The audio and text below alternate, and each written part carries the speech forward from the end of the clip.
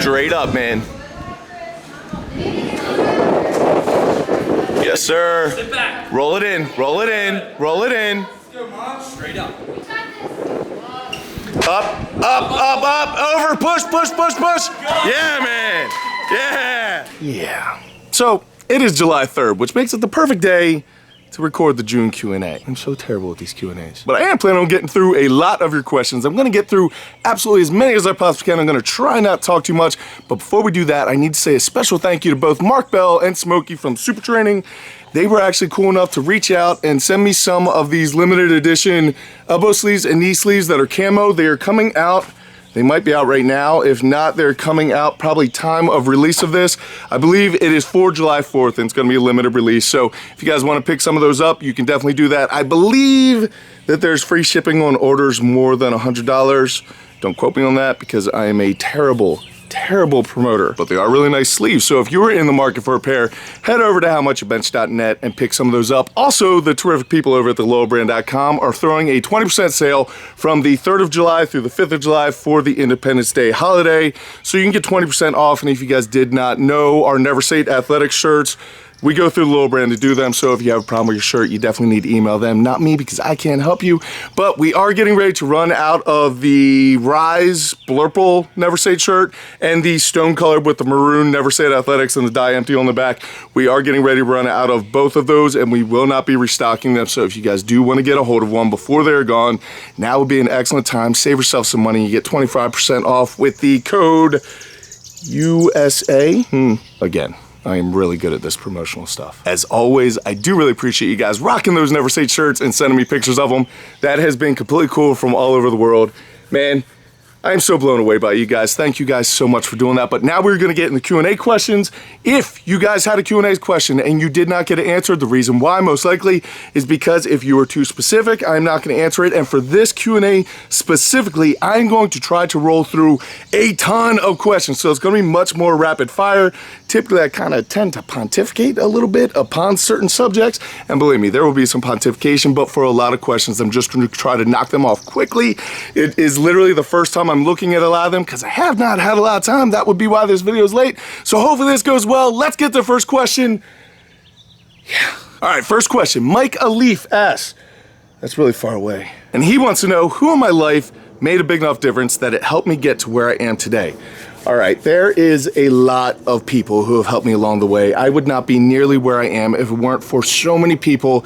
That list would be way too long. I have gotten help literally every single day. Somebody helps me, and I am amazingly grateful for it. So I can't really note everyone, but the first people that come to my mind are definitely my mom and my dad, because they instilled a work ethic in me from a young age. When I was literally 5, it did not matter. I was getting up, I was helping cut grass. If I didn't have an actual chore to do, I was digging a hole and then filling in that hole for my dad for no other reason than just trying to get some of the energy out. But I learned how to work hard at a very young age. After that, I would definitely say my first karate teacher played a massive role in my life because, again, he took the work ethic that my parents had built in me from a small child and kind of helped me move that towards becoming a man and kind of changing how I looked at work. I cannot express enough how much my wife has changed my life for the better. I am a train wreck if left unattended, and she does an awesome job of keeping me focused and keeping me thinking about what is important in life. And there are so many friends that I cannot even begin to get into that list. If you guys are watching this video and you are part of my inner circle, you know it. There is absolutely no question. I am friends with a ton of people, but literally there is a handful of people that I can trust with absolutely everything in my life. And if you're watching this video and you know who you are, you have greatly impacted my life. And I thank you so much for each and every single thing that you do. But yeah, Meg, the basic idea is my parents from a young age, then my karate teacher, then it's been my wife and friends and family ever since then. I literally would not have achieved half of what I have in life if it were not for those people that I mentioned and those people that I didn't mention. But Mike, thank you very much for your question. I hope that answers it. All right, next question, and I'm gonna paraphrase it because a couple of you asked similar things. You guys basically said I have a big past in MMA and Brazilian Jiu-Jitsu. Are those days behind me, or what is going on with all that? Here's the deal. So I still roll pretty regularly, a couple of times a week. I'm rolling. I do it for mobility, for getting in shape, and for me personally, some sort of that type of violence with people that I trust is like breathing. I am a better person when it's in my life. It helps me physically, it helps me mentally, it helps me emotionally, and there will never be a time in my life when some sort of combat sport is not part of it. That said, I have a brain tumor. When you have a brain tumor, it's best not to get hit in the head. If you do not have a brain tumor, it is best not to get in the head. That thing is like a credit card. You might not have to pay right now, but someday you are gonna pay. So every time that you go off a ramp to make a cool Instagram video on your bike and you land on your head, yeah, maybe you got a couple views, you're gonna pay for that later. Every time you get kicked in the head, you're gonna pay for that later. Every time that you're playing football and you hit somebody, you're gonna pay for that later. And that is completely fine. However, when you start paying for it, you better know that that is what you got involved in, all right? At this point in my life, I'm 37 years old. I do not need to be getting punched or kicked in the head anymore. I literally have nothing to prove to anybody. I have zero ego about any of that. I just train because I love to do it and I love my training partners and they're awesome people who make me better in life. So that is what's going on for me. You also asked what martial art would I recommend for most people to get involved in. I would tell you guys stay away from striking. Strikers are awesome if they are very, very good at what they do, but like I said, the practice of it, you're getting hit in the head. It's not so much the actual fighting that is bad, it is the practice of fighting when you're sparring all the time, and you're getting wrong, and you're going home with headaches, and you're feeling sick, and you just continue to press on, because no one really stops when they get a concussion in the fighting world. They don't, unless they're told that they need to stop. So I would recommend Brazilian Jiu-Jitsu. I think it is awesome for full body coordination, for mobility, for your conditioning, and plus you get to really, really get into sparring. You can spar super, super hard and not really walk away that hurt unless you're training with idiots, at which time I would tell you not train with idiots. So Brazilian Jiu-Jitsu, my friend, but the reason why I don't fight anymore is because I got this little thing called brain tumor and I don't want to be any stupider than I already am. Thank you very much for your question. I hope that answers it. All right, so Too Much Time asks, am I still thinking about doing a powerlifting meet this year? Yes. Here's the thing. The one that I was planning on doing is supposed to be like literally right now. It's like this weekend or something. However, the gym that normally holds that is not holding it this year. So my plans for doing that, that's why I'm kind of hitting a decent amount of PRs right now, is because they were supposed to be meet PRs. However, since they're not holding a competition, I decided to sign up for a strongman competition. Right now, I'm not really sure what's going on with that, whether I'm gonna do that competition or a different competition, but I will be competing within a couple of weeks. And then the events for nationals just got released yesterday.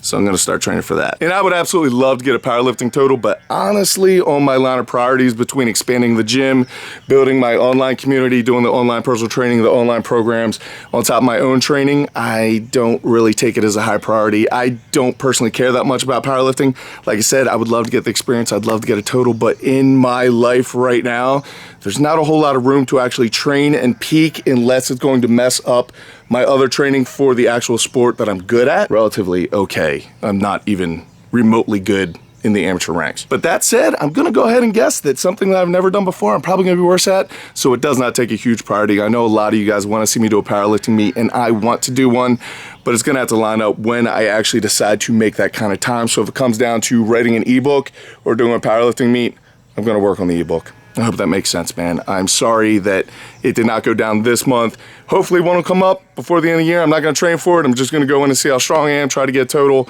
So who knows? We'll see what happens, but I do thank you very much for your question, and I hope that answers it. All right, so Tyler Carlton asks, how do you continue to hold on to strength while you're dieting down? I keep my fat intake high. That is personally what works for me. Different things are gonna work for different people, but also realize whenever you're cutting a big amount of weight, you're going to lose a little bit of strength. Hopefully you can mitigate those problems by keeping your fat intake high enough. It doesn't matter if I'm doing keto or I'm in a calorie deficit, I still need to keep my fat intake high. The second that I let that fat intake drop, my strength goes down. It plummets. Plus, fat also ups your testosterone. There are a lot of really, really good things about eating fat. However, a lot of people tend to stay away from fat because they want the carbs. Me personally, I'd rather have the fat than the carbs because when it comes to performance, your body actually most of the time works better using fat as an energy source than the actual carbohydrates. So I would tell you that keep your fat intake high, and if you are losing a ton of strength even with your fat intake high, then it's probably something wrong with the way that you're cutting and the diet that you've set up for yourself. So I'd probably definitely turn around and look at that. If you are dropping a ton of strength, during your weight cut, it's probably because you're weight cutting badly. It's not so much your training, it's not so much your actual strength drop, it's that you're doing something messed up with your diet which isn't working for you. So you probably need to change that up. I hope that answers your question, man. Thank you so much for asking it. All right, Fragile Muscle asks, how do I deal with all those missed PRs and bad competitions? All right, man. First off, that was kind of mean. I don't miss PRs that much. Kind of do. But it really is just kind of part of the game, brother. Now, I am not telling you that you should go for stupid attempts or that you should be missing reps in training.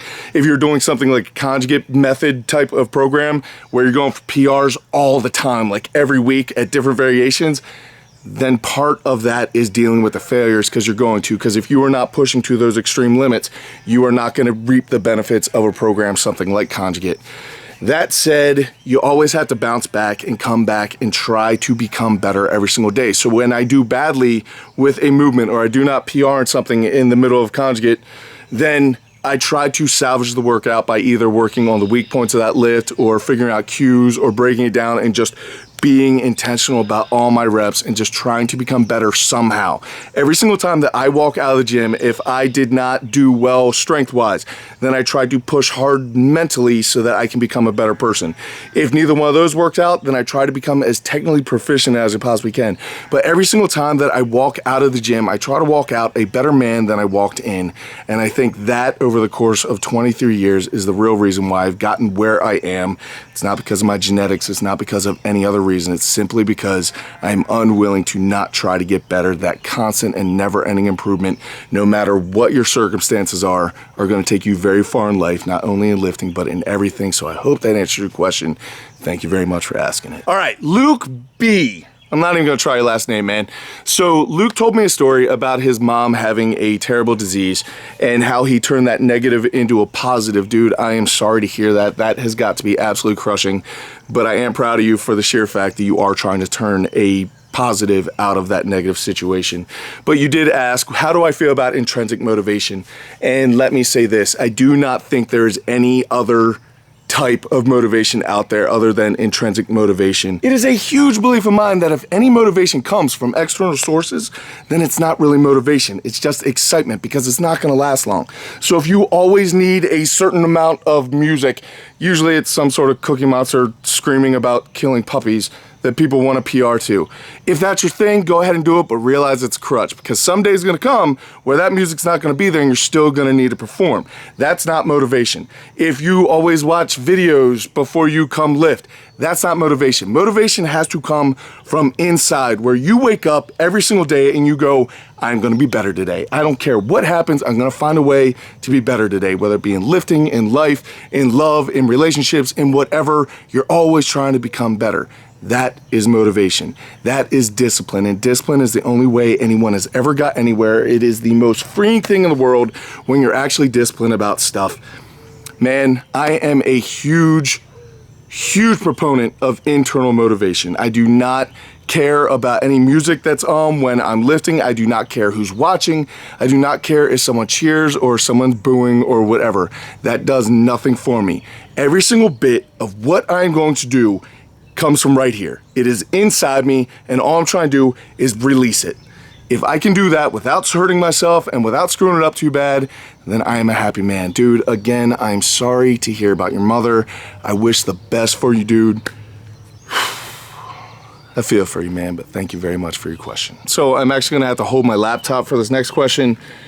And dude, I'm not even gonna try your name. There's a bunch of letters in there and none of them, there's some A's, but they're not English, so I'm not even gonna attempt it. All right, you asked a couple questions. I'm gonna keep this really short. Number one, you asked, why do you estimate your arms are short? Because they're shorter than literally every other person's in my gym, to include 14-year-old girls. Second part of question number one is thick arms sometimes look short. Are your arms 18 or 19 inches thick? Number one, I have absolutely no idea how thick my arms are. I've never measured them in my entire life, and if I did, I would literally punch myself in the face for doing it. I have no idea, man. Question number two, what is your best double overhand grip deadlift? I have no idea. I don't compete in the double overhand deadlift Olympics, so I'm not gonna try something that doesn't benefit me in any sort of way. Question number three, you said that my deadlift and my squat PR are virtually the same, and yours is like 50 kilograms heavier than your best squat. You're asking if your back is strong or your legs are weak. It's probably neither, man. Here's the deal. My guess by how you're asking these questions is that you're not very far into the game.